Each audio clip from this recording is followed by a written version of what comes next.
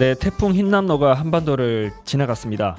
우리 오장은 불행 중 다행히도 큰 피해가 없는 듯합니다만 경주나 포항, 제주 지역은 큰 피해가 발생해 걱정이 앞섭니다. 네, 이번 태풍 피해를 보면서 재난은 모두에게 공평하지 않다는 말이 다시금 떠올랐습니다. 각종 재난 발생 시 거의 언제나 가장 먼저 피해를 보는 사람들은 사회적 약자들이었으니까요. 재난이 사회 경제적 위치에 따라 달리 다가온다면 공공정책도 달리 적용해야 하지만 현실은 반대로 가는 것 같습니다.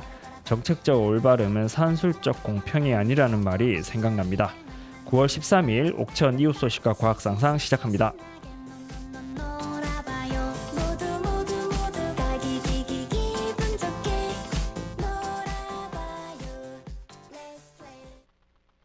네, 노래 듣고 왔습니다. 네, 청취자분들은 한 주 잘 보내셨는지 모르겠습니다. 옥션 이웃 소식과 과학 상상 시작하겠습니다. 지금 아마 방송일 기준으로는 추석이 지난 직후일 텐데 저희들은 직전이에요, 지금. 네, 직전에 지금 녹음을 하고 있습니다. 그래서 다들 명절 잘 보내셨는지 모르겠습니다. 예. 저기 우리 PD님은 명절에 어디 가시나요? 저 명절에 네. 아이돌 콘서트 갑니다. 네. 사실 음악 나올 때 제가 이 얘기를 들었는데요. 너무 부러워서 다시 한번 여쭤봤습니다. 네, 그러면 이제 남부 3군 소식 시작하도록 할게요. 영동 소식 먼저 말씀드리겠습니다. 영동에서는 충북 영동 출신의 이제 작가인데요. 한만수 작가의 장편 소설인 12월의 파비안느가 출간됐다는 소식입니다. 12월의 파비안느는 지난해 출간한 58년 개띠들의 가출에 이어서 연이어서 출간한 작품인데요. 이 12월의 파비안느는 작가가 1980년, 그러니까 이제 27살 때 소설을 쓰기 위해 들어가 살던 강원도 삼척 탄광 지역인 황지에서 보낸 그 1년의 기록들을 담은 자전적 소설의 형식을 띠고 있습니다. 이 12월의 파비안느는 문화예술위원회에서 지원하는 아르코 문예 창작기금에 선정되기도 했는데 이 매해마다 한 편 이상의 장편 소설을 발표하고 있거든요. 이 한만수 작가는 그래서 굉장히 다작하는 작가죠. 그래서 이 한만수 작가는 충북 영동을 주요 배경으로 하는 대하 장편 소설 금강, 이게 전 10억 원짜리입니다. 굉장히 큰 장편 소설, 대하 소설인데 이걸 12년에 걸쳐 집필한 뒤에 2014년에 발표하기도 했습니다. 이 금강에 대해서 간단히 좀 설명을 드리면, 금강은 일제강점기부터 2000년도까지 시대적 배경을 하고 있는데 굉장히 스펙트럼이 넓어요. 시대적으로 한 50년 이상 되는 거죠. 그래서 동시대의 이 정치, 경제, 문화, 사회, 물가 등을 사실적으로 재현했다는 점에서 많은 좀 주목을 받았습니다. 특히나 또 그게 영동을 지역으로 한다는 점에서 지역 입장에서는 굉장히 큰 사료적 가치를 가진다는 평가도 받더라고요. 이 한만수 작가는 1990년 월간 한국시의 억새풀로 등단을 했고요. 2002년에 장편 소설 하루가 실천문학상 신인상에 당선되기도 했습니다. 2003년에는 이무영 문학상을 수상했고, 수상했고요. 한 작가는 그동안 이제 금강을 포함한 150여 권의 소설, 그리고 백수 블루스 등 6권의 시집을 출간했고 작법서도 냈어요. 그러니까 굉장히 글만 쓰시는 것 같아요. 이분 대단하신 것 같아요. 이 소설 작법의 정석, 문예 창작의 정석, 이런 일단은 그 작법서죠. 그런 것들이 이론서죠, 일종의. 그런 것들도 한 4권을 출간했습니다. 네, 한번 시간 되시면 저기 한번 읽어보시는 것도 재밌을 것 같아요. 우리 이웃 영동의 이야기가 많이 나오기 때문에 우리 옥천 주민 청취자분들도 공감하실 부분이 있지 않을까 이렇게 생각이 됩니다. 네, 그럼 노래 한 곡 듣고요. 보온 소식으로 넘어가겠습니다. 노래는 이승환의 물어본다 듣고 오겠습니다. 네, 노래 듣고 왔습니다. 네, 다음은 보온 소식으로 넘어가 볼게요. 네, PD님 이 제목을 제가 제목을 정말 우영우라는 드라마, 이 제목 정확히 뭐죠? 이상한 변호사 우영우. 네, 보셨나요? 저 진짜 정주행했어요. TV 본방으로. 이 굉장히 인기더라고요. 저는 드라마를 본 적은 없는데 짤을 봐서 내용은 대충 알고 있어요. 네. 거기에 이제 드라마 속에 나온 흔히 이제 인기 있는 드라마면 그 드라마 촬영지나 또 상징적인 곳들은 핫플레이스로 많이 좀 각광을 받잖아요. 이 우영우 드라마의 경우에는 그 창원 동부 마을에 있는 그 수령이 한 500여 년 된 그 우영우 팽나무, 요거 얘기 들어보셨죠?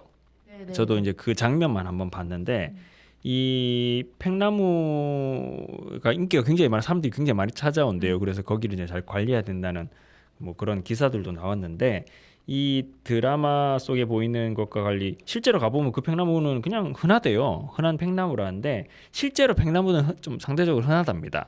그러니까 이 팽나무는 주로 이제 누기가 있는 땅, 그러니까 약간 습기가 있는 땅하고 마른 땅의 경계에 사는데, 이 강과 육지의 경계인 자연제방이나 바다와 육지의 경계인 해양 구릉지 이런 데에 많대요. 근데 느티나무는 보통 왜 마을에 가면 큰 나무는 느티나무가 많잖아요. 느티나무 한 1000년 정도 산다고 하는데 그 정도는 아닌데, 이 한 500여 년 이상 예사로 사는 나무가 또 팽나무라고 합니다.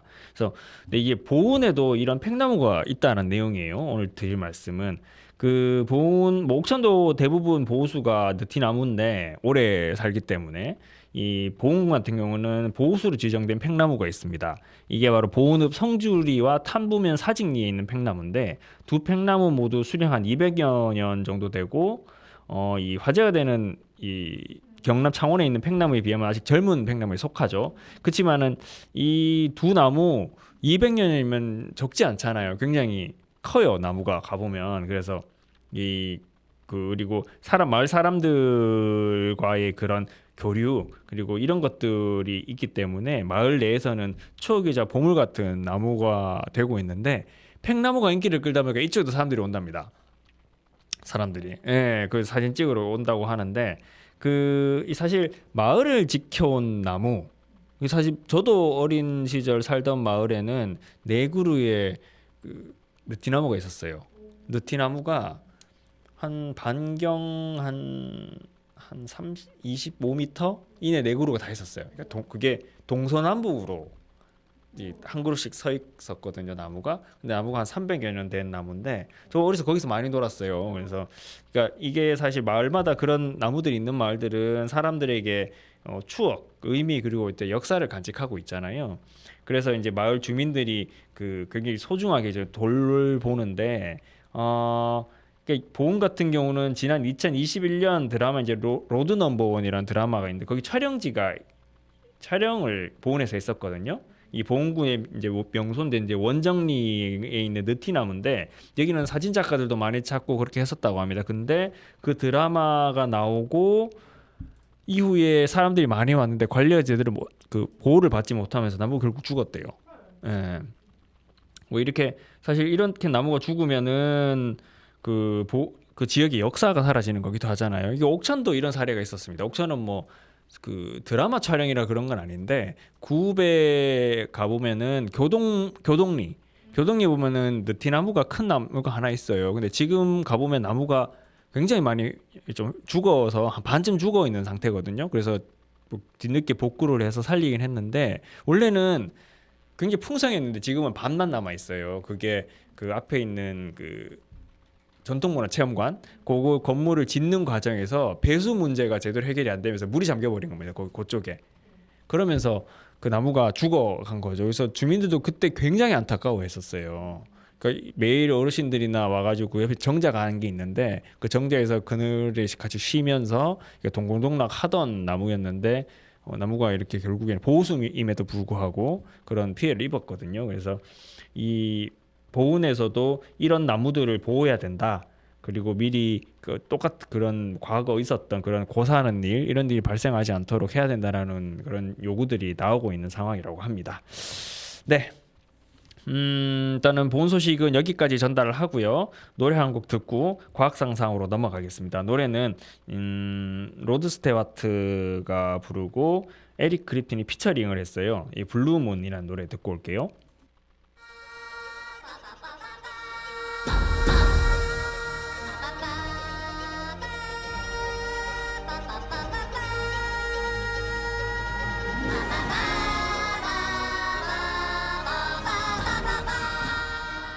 네, 과학상상 시작하겠습니다. 네, 이번 주제는요, 오지 아시죠? 오지? 네. 네, 무선통신 오지. 오지라고 5G라고 해야 되죠? 5G. 5G, 네네네. 오지. 5G가 맞나요? 5G 네, 5G. 네. 네. 5G는 암을 일으킬까? 오. 입니다. 들어보신 적 있나요, 혹시? 아니요, 저는 사실 네. 처음 듣습니다. 아, 그래요? 네. 이게 이것도 음모론인가요? 네, 과거에도 네. 많았어요. 그 3G가 나왔을 때 암을 일으킨다는 얘기가 나왔었고, 그 얘기는 들었어요. 4G가 나왔을 때 LTE가 나왔을 때 암을 일으킨다는 말이 나왔었습니다. 네. 아무튼 이번 주제는 5세대 무선 기술, 그러니까 이제 5G라고 표현할게요. 네, 네. 5G를 둘러싼 이야기입니다. 이 5G는 인터넷 연결 속도의 진화를 핵심으로 하는 1세대에서 4세대 무선 기술. 그러니까 이건 속도였거든요. 1세대, 4세대까지는 점점 빨리 가는 거였는데 이 5G는 가전제품과 가로등, 산업용 로봇, 항공기 뭐 이런 지능형 기기들을 연결하는 사물 인터넷, IoT라고 들어보셨죠? 네. 네네네. 이걸 실현하는 그런 기술이에요. 그러면서 그런 차원에서 면에서 기존 그 세대와는 완전 달라진 개념입니다.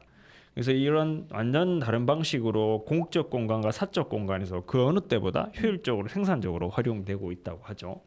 예, 기본적으로 이제 무선 기술은 전자기파를 이용합니다. 그렇죠? 네, 문제는 전자기파 중에서도 5G 세상이 사회 문화적으로 미칠 영향이 광범위하고 그 중에서도 부정적인 영향을 미칠 것이라 우려되는 것들도 있어요. 그럴 수밖에 없겠죠. 기존에는 속도 위주였는데 5G는 쉽게 얘기하면 여기 보이는 카메라라든가 이런 것도 움직이고 껐다 켰다 할 수 있는 거예요. 그러면서 내가 마음대로 조작을 할 수도 있는 거고. 예. 그 이제 중국처럼 사실 전 국민 안면 인식 시스템 구축해서 국가 권력이 전 국민을 감시할 우려가 있다든지 또 소셜 미디어기라 메타 같은 곳이죠. 예, 과거 페이스북 이런 것들이 정보 독점 문제 등이 이제 대표적입니다. 중국의 안면 인식 시스템 혹시 들어보셨어요? 네, 그 저번에 네. 코로나 관련해서 얘기했을 때. 네, 들어봤어요. 맞아요. 거기는 불특정 다수 전 국민의 그런 정보들을 실시간으로 수집합니다. 굉장히 무서운 곳이에요. 이 가운데 이제 오늘 우리가 다룰 주제는 이 5G 기술이 의학적인 문제를 일으킨다는 주장이에요. 이게 굉장히 주제가 많지만 우리가 얘기할 건 의학적 얘기입니다.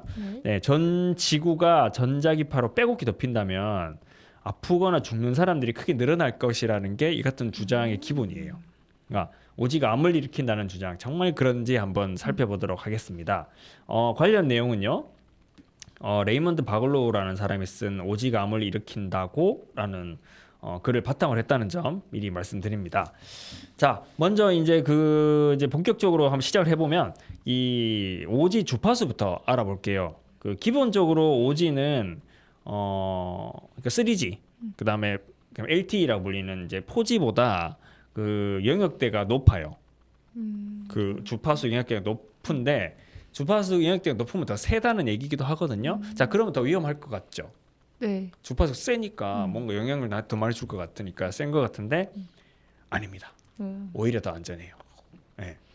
주파수가 낮을수록 인체에 영향을 미칠 가능성이 높습니다. 네. 네. 그렇게 생각해 보시면 돼요. 조금 뭐 다른 얘긴 한데 우리가 특정 소리를 이제 큰 소음을 들으면 청각이 손상될 수 있잖아요. 근데 아주 고주파를 내면은 청각이 손상될까요? 아니요. 안 돼요. 우리 못 듣거든요. 맞아요. 그거는 손상되지 않습니다. 예, 그런 원리라고 생각하셔도 뭐 그런 개념의 일환이라고 생각해 보시면 될 것 같아요. 근데 의혹을 제기하는 사람들은 엄청난 양의 데이터를 주고받으니까 이 5G가 데이터 양이 상상을 초월해요. 4G와 비교도 안 됩니다. 그 주변에서 이 전자기파가 훨씬 많이 흐르기 때문에 건강에 어떤 영향을 미칠지 모른다고 이야기를 합니다. 예. 이 레이먼드 바글로우는 현재까지 휴대전화를 비롯한 무선기기 안전성이 과학적으로 완벽하게 입증되지는 않았다고 전제하지만 세 가지 증거를 통해서 이제 이 같은 주장, 그러니까 앞서 말씀드렸던 그런 주장이 근거가 없다는 걸 이야기를 하는데 한번 들어보시죠. 첫 번째는 통계입니다. 예. 휴대전화는 1980년대에 처음 출시가 됐거든요. 근데 이후에 사용량은 계속 증가했어요. 오늘날에는 대부분의 사람들이 사용을 하고 있죠. 근데 뇌 종양을 포함한 질병은 휴대전화 사용량에 비례해 증가하지 않았습니다. 통계상. 네. 두 번째, 생화학 문제입니다. 자, 인체 내 원자나 분자에서 그러니까 우리 몸에 피해를 준다는 거는 우리 몸이 이온화된다는 거거든요. 그게 이게 원자나 분자에서 전자를 분리해내는 거예요. 그거는 치명적입니다. 실제로. 그러니까 내 피부가 이게 유지가 되잖아요. 여기서 전자가 빠져버리면 이게 유지를 못해요. 무너지는 거예요, 이게. 예, 그런 현상이 발생을 하는 건데, 방사선이 이 이온화를 시킵니다. 우리 방사선이 위험한 이유가 우리 몸에서 우리 몸 내 분자나 원자로 구성되어 있잖아요. 우리 몸도 여기서 우리 몸을 그래서 전자를 분리해서 이온화시키는 거예요. 그러니까 방사선에 피폭을 당하면, 그러니까 가장 많이 죽는 건 사실 열이나 비 때문에 죽는데, 그 이후에 그 죽는 이유가 우리 몸이 순간적으로 이온화되는 거예요. 그래서 탄다고 표현하잖아요. 타는 것도 이온화거든요. 예, 불이 뭐 이게 종이든 나무든 불을 태우면 타고 새카맣게 변하잖아요. 그 이온화의 과정이라고 보시면 됩니다. 거기서 전자가 막 나가요, 이제 타면서. 네. 그런데 이 방사선은 이온화를 시켜요. 근데 무선 장치의 전자기파는 이온화 능력이 없습니다. 예. 전자기파가 인체에 유해한 영향을 일으킬 수 없다고 그 입증된 그 생물학적 그 메커니즘은 이온화 과정 외에는 없어요, 실제로. 그러니까 우리 몸에 뭔가 그 어떤 파장으로 인해서 우리 몸에 영향을 미치는 물리적인 것 외에 이제 그 영향을 미치는 그 생물학적 메커니즘. 우리 생물이니까 생물학적 특성에 따라 사람이 죽잖아요. 그러니까 산소 공급 안 되면 죽는 형태로 것처럼 그건 생물학적인 메커니즘에 따라 움직이는 거니까. 근데 이거는 이온화 외에는 없어요. 아직 밝혀진 게 없습니다. 그렇다는 점. 그리고 세 번째, 역학조사. 휴대전화 사용이 암을 비롯한 질병과 맺는 인과관계는 공신력 있는 어떤 과학 연구에서도 밝혀지지 않았어요. 없어요. 그렇다는 결과가. 자, 그러면 오지는 암을 일으킬까요?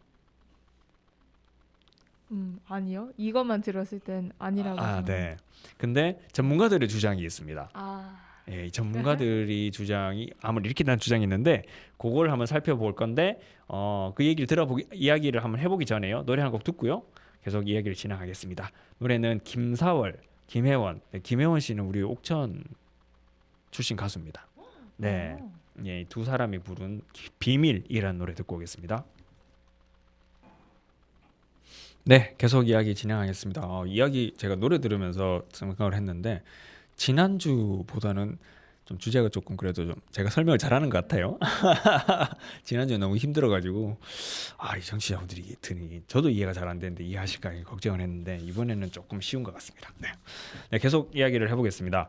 근데 이제 실제 앞서서 제가 이제 오지는 위험하지 않다라는 세 가지 근거들을 이제 레이먼드 바글로우의 근거들 말씀을 드렸는데 실제 우리 사회는 이 같은 과학적 근거를 반박하고 있어요.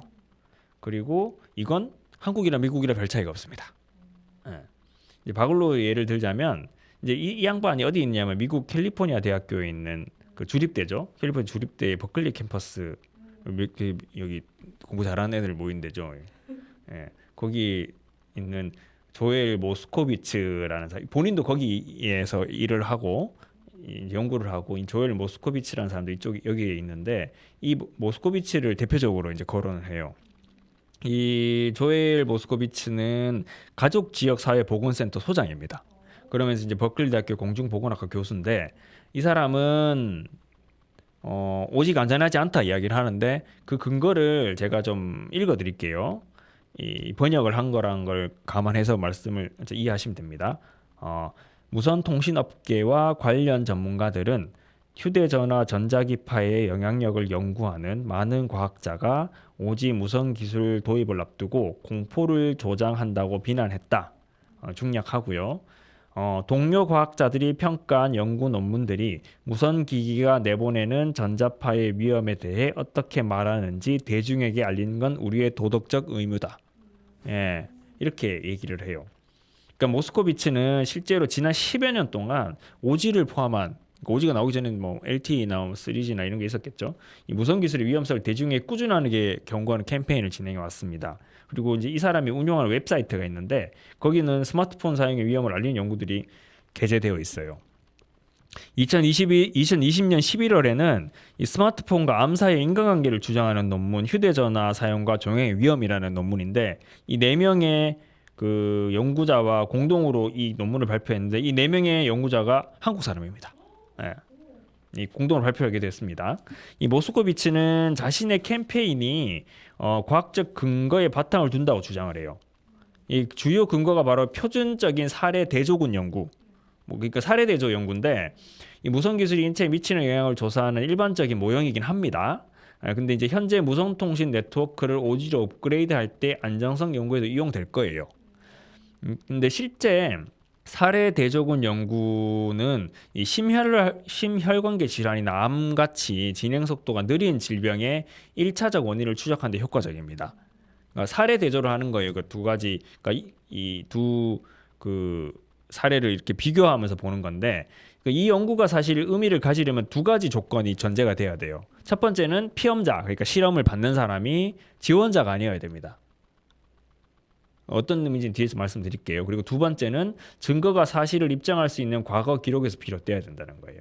그러니까 증거가 나오잖아요. 그게 그걸 입증할 수 있는 기록, 과거 기록이 있어야 된다는 건데 예를 들어 볼게요. 그러니까 다발성 경화증 이게 사실 과거에는 위험 요인이 몹시 불분명했다고 해요. 그래서 이제 특정 백신이 다발성 경화증 위험을 높인다라는 의심이 많이 나왔다고 합니다. 이게 백신 부작용의 하나다. 네, 요거 많이 들어보지 않았어요? 코로나 백신 때도 얘기가 나왔습니다. 네.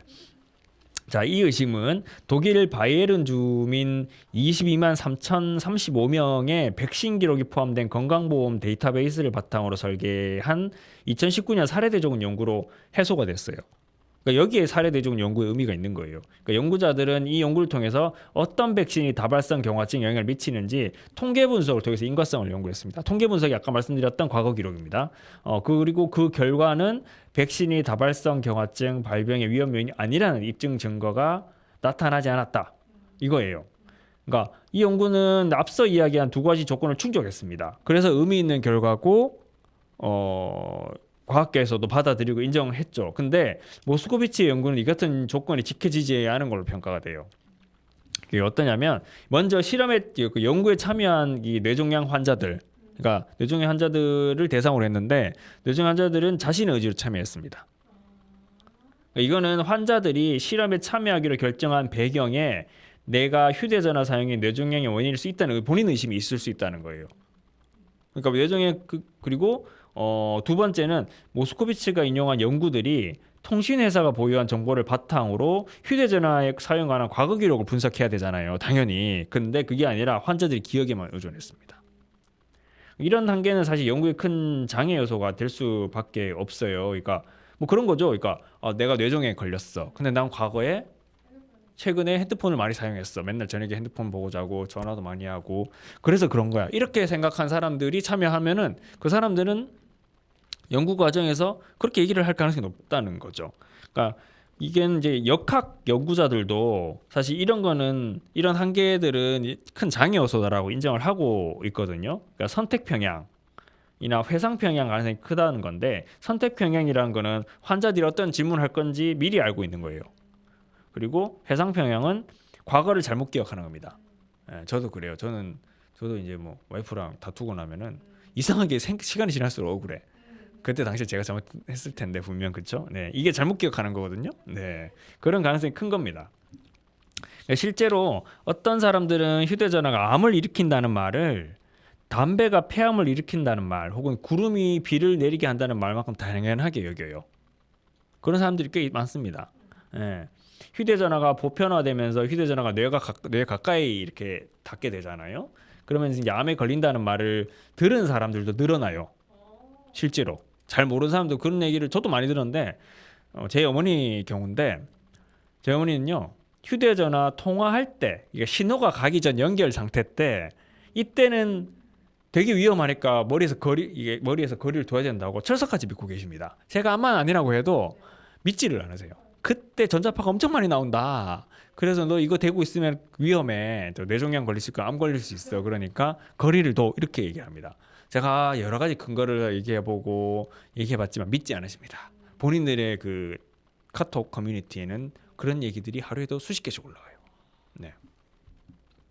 네, 이 마이클 셔머라는 사람은 인간의 마음이 과거를 현재의 지식에 맞추어 재구성하는 경향이 있다고 지적을 합니다. 그러니까 과거를 현재 지식에 재구성한다는 것은 조작한다는 거죠. 그러니까 가령 뇌종양에 걸린 사람들은 내가 뇌종양에 걸렸는데 이건 지난 수년간 휴대전화를 귀에 대고 있어 그런 거라고 생각하는 시기라는 겁니다. 그러면은 어떻게 조사를 해야 될까? 어떤 조사를 해야지 실질적으로 이 5G가 우리 몸에 악영을 미치는지 안 미치는지를 파악할 수 있을까 궁금증이 생기실 텐데 그거는요 노래 한 곡 듣고요 계속 이야기를 해보도록 하겠습니다. 노래는 윤건의 갈색머리 듣고 오겠습니다. 네, 계속 얘기해 보겠습니다. 자, 그러면은 어떤 연구 방식, 어떤 방식을 선택해야 이 오지의 위험성 문제를 객관적으로 검증할 수 있을까? 이건데요. 이 바글로우는 그 휴대전화 사용을 일으키는 위험에 대해서 과학적으로 신뢰할 만한 정보를 얻는 데에는 이 전향적 코호트 연구, 코호트라는 뭐 말을 요즘 좀 사람들이 많이 아실 거예요. 코호트 격리 못 들어보셨어요? 코로나 때 코호트 격리라고. 네. 그럼 뭐 아무튼 그거랑 뭐 크게 관계는 없으니까 그냥 참고하시면 될 것 같고요. 이 전향적 코호트 연구가 더 적합하다 평가를 했습니다. 이 연구 방식은 그 앞서 말씀드린 건 과거를 보는 거잖아요. 이건 앞을 추측하는 방식이에요. 그러니까 우선 건강한 개인을 대상으로 합니다. 그리고 종적으로 수년에서 수십 년 추적해요. 그래서 휴대전화의 전자파 노출 같은 특정 위험 요인을 객관적으로 기록한 다음 노출도가 클수록 암과 같은 질병에 걸릴 확률이 높은지를 보는 겁니다. 이게 앞을 본다고 해서 지금 하면 25년 한 수십 년을 기다려야지 결과가 나오는가 이렇게 생각하실 텐데 그게 아니에요. 그러니까 이 연구 방식이니까 과거에도 기록이 다 있거든요. 핸드폰을 쓰신 지는 오래됐기 때문에 건강한 개인의 과거를 추적하면서 앞을 예측을 해보는 겁니다. 그러니까 이런 연구 방식은 사실 피험자들이 질환에 걸리기 전에 선발이 돼요. 핵심은. 그리고 부정확할 수 있는 피험자의 기억에 의존하지 않습니다. 계속 그 체크를 해나가기 때문에.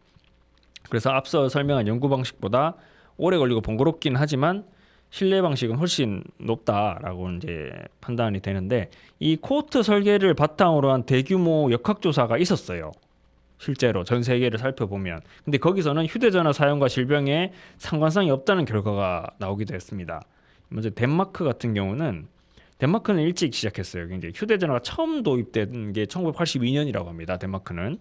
근데 그때부터 2007년까지 25년 동안 휴대전화 이용자 사이에서 신경계 종양 발생 비율을 조사한 결과를 발표했는데 변화가 없다라는 결론을 냈어요. 굉장히 오래 했죠. 신뢰도 높고 이 코호트 연구로 진행을 한 겁니다. 전향적 코호트 연구로. 영국도 있습니다. 영국은 이 중년 여성 약 80만 명을 대상으로 뇌종양 발생률을 추적한 전향적 코호트 연구를 진행했어요. 이 연구명이 100만 여성 연구인데 100만 명이 실제 대신 조금 안 되죠. 네, 지금 80만 명 굉장히 많은 수입니다. 여기서도 휴대전화 사용과 질병 사이 연관성이 없다는 결과가 나왔어요. 최근 연구 결과도 하나 있더라고요. 보니까 2020년에 미국 식품의약국도 이 휴대전화 주파수와 암의 인과성에 관한 보고서에서 이게 이런 결론을 내렸습니다. 이 보면은 제가 그걸 읽어볼게요. 본 보고서에서 자세히 기술한 연구들에 비추어 볼 때 고주파 전자파의 노출과 종양 형성 간 인과성을 뒷받침할 증거는 불충분하다. 자, 이렇게 얘기했습니다. 자, 앞에서 다 국가들이 이렇게 진행을 한 연구 결과들인데, 자, 이에 대해서 그 유해성을 있다고 주장하는 사람들은 어떻게 얘기할 것 같아요? 이 받아들였을까요? 안 받아들입니다. 네. 이런 연구 결과에 대해 모스코비치 같은 사람들은 국가가 실제 위험을 은폐하고 있다고 주장해요. 이동통신업계의 입김의 로비 때문에 대중에 쉬쉬한다라는 건데, 근데 실제 의료의학 관련 국가기관들은 정기적으로 구체적인 보고서를 발표하고 있습니다. 한국도 마찬가지예요. 한국 식약처에서도 이 연구들을 발표합니다. 예. 근데 물론 정부 기관들이 사실 저도 언론에 종사하고 있고 그러다 보니까 그런 것들을 몇 번 봤는데 정부 기관들이 공익보다 민간이익을 우선하는 때로는 이 사익을 추구한다 혹은 뭐 특정 계층들을 위한다라는 지적은 타당해요.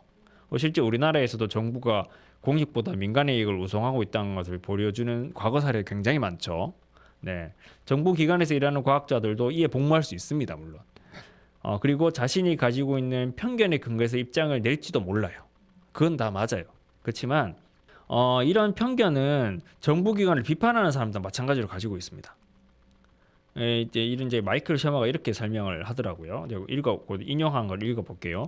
우리는 가족, 친구, 동료, 문화 그리고 사회 전반이 조성한 환경의 맥락에서 다양한 주관적, 개인적, 감정적, 심리적 이유로 자신의 믿음을 형성한다.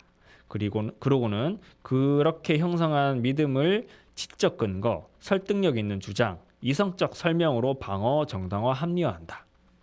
이거요. 믿음이 우선이고 믿음이 한 설명이 그 다음이다라는 거예요. 되게 전문가들이나 또 합리적인 추론자들이라고 주장하는 사람들도 기존에는 그런 게 있다라는 건데, 뭐 저는 이 말이 뭐 100% 신뢰하지는 않는데 꽤 타당한 얘기다라는 생각은 들었어요.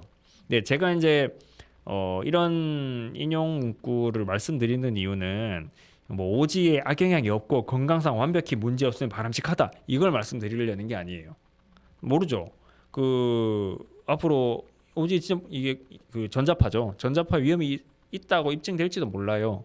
그렇지만 이게 권력에 대한 비판, 감시, 견제는 필요하고 이거는 지식이나 불리는 전문가들이나 또 학자들이나 또 저 같은 언론인들이 해야 될 역할이에요. 근데 제가 비판하는 지점은 이 같은 의지가 명확한 기반 위에 서 있어야 되지 그렇지 않으면 엉뚱한 방향으로 갈 수도 있다라는 점을 좀 이야기하고 싶어요. 그러니까 무선 네트워크에 대한 잠재적 악영향에 대한 연구는 계속돼야 됩니다. 당연히 계속돼야 돼요. 왜냐하면 우리 인류 이제 인류라고 할 정도로 모든 사람들이 대부분 사람들이 이 스마트폰을 쓰고 있고 전자기기를 사용하고 있기 때문에 그 잠재적 악영향이 있을지 없을지는 계속 체크를 해야 됩니다. 그리고 근데 이게 방향성에 대해서 전자파가 위험하다, 암이 위험하다. 저는 사실 이 방향보다는 장시간 인스타나 틱톡 같은 어플에 노출되었을 때 발생할 문제라던가 소셜 미디어의 가짜 뉴스 그리고 국가의 지나친 감시, 제가 앞서 말씀드렸던 중국의 안면이 시스템 같은 것들 이런 문제들은 꾸준히 점검하고 대안을 마련해야 돼요. 정작 중요한 지점은 이 부분이라고 생각 들거든요. 근데 이걸 기술 자체에 대한 공포로 해석해 버리면 그 기술이 우리 일상에 미치는 영향에 대해서 효과적으로 대처하는 데 도움이 되지 않는다고 생각합니다. 그래서 저는 그러니까 오지가 우리 몸에 악영향을 주느냐 주지 않느냐 이가 그 기술 자체에 대한 논의는 논의대로 진행을 하되 그보다 사실 중요한 거는 어쩌면은 그 기술로 인해서 우리 삶에 영향을 미치고 우리의 자유를 제한하고 우리의 사고방식이나 인식의 직평 확장을 막는 그런 문제들에 대응하고 또 우리를 지킬 수 있는 그런 대안들을 마련하는 거 논의하는 것들이 훨씬 중요하다. 이렇게 말씀을 드리고 싶어요. 사실 그것 때문에 앞에서 쭉 이런 오지에 대한 얘기들을 했습니다. 네, 아무튼 뭐 오늘 준비한 이야기는 여기까지고요. 네, 9월 13일 이웃 소식과 과학 상상 마무리하도록 하겠습니다. 고맙습니다.